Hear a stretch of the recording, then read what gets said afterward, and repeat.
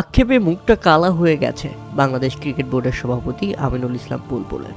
তার চেহারা দেখেই স্পষ্ট। তবে এই বিষয়টি নিয়ে আমরা একটু পরে আলোচনা করি যাকে ইতিমধ্যে সাসপেন্ড করে দেওয়া হয়েছে তার ব্যাপারে। সাংবাদিকরা প্রশ্ন করলে দোষ নাই, কিন্তু বিসিবি পরিচালক নাজমুল ইসলাম উত্তর দিলে দোষ। আমার কথা হচ্ছে, বিসিবি পরিচালক নাজমুল ইসলাম জবাবটা খারাপ কি দিয়েছেন।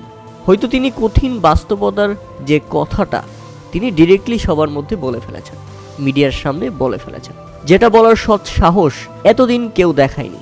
তাই এতদিন কোনো বোর্ড পরিচালককে এভাবে পদত্যাগ করতে বাধ্য করা হয়নি। সচরাচর মিডিয়াতে এইসব কথা কোনো বিসিবি পরিচালক বলে না, কিংবা অতীতে কাউকে বলতে আমরা দেখিনি। এই প্রথমবার একজন লোক যে উচিত কথা বলার সৎ সাহস দেখিয়েছে মিডিয়ার সামনে, এবং তিনি এটাও প্রকাশ্যে বলেছেন বিসিবিকে তারা যেন তাকে সাসপেন্ড করে দেয়। তিনি নিজ ইচ্ছায় ক্ষমা চাইবে না কিংবা পদত্যাগ করবেন না, কারণ তিনি বুকে হাত দিয়ে বলছেন আমি এগুলা বলেছি কারণ আমার কাছে এগুলা ভালো লেগেছে, এগুলা আমার কথা নয়, ক্রিকেট সমর্থকদের কথা। এরপর আসেন, অতীতে যারা এসব বলেনি তারা হয়তোবা মুখ বুঝে এগুলো সহ্য করে গেছে। মানে ব্যাপারটা হয়ে গেছে এরকম, খারাপ খেললেও সমস্যা নাই, ভালো খেললেও সমস্যা নাই, কিন্তু আপনি কথা বলতে পারবেন না ক্রিকেটারদের এগেনস্টে। সত্যি বলতে দীর্ঘ এতদিন ক্রিকেট খেলে আমাদের অর্জনটা কি? ক্রিকেটাররা সমর্থকদের আবেগ নিয়ে যথেষ্ট পরিমাণ খেলেছে। এখন প্রশ্ন হচ্ছে, শুধু ক্রিকেটারদের আবেগ আছে আর কারো আবেগ নেই? বিসিবি পরিচালকরা কি রোবট?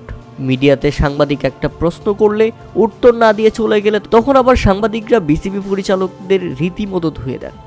আসলে সমস্যা হচ্ছে, সাংবাদিকরা প্রশ্ন করলে সমস্যা নাই, সেই প্রশ্নের সুষ্ঠু, সত্য এবং স্পষ্ট জবাব দিলেই সমস্যা, কারণ সত্য কথার ভাত নেই।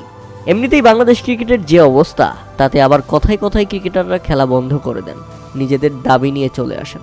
আপনারা চিন্তা করেন, বাংলাদেশ আগামী 10 বছরেও কোনো উন্নতি করতে পারবে না।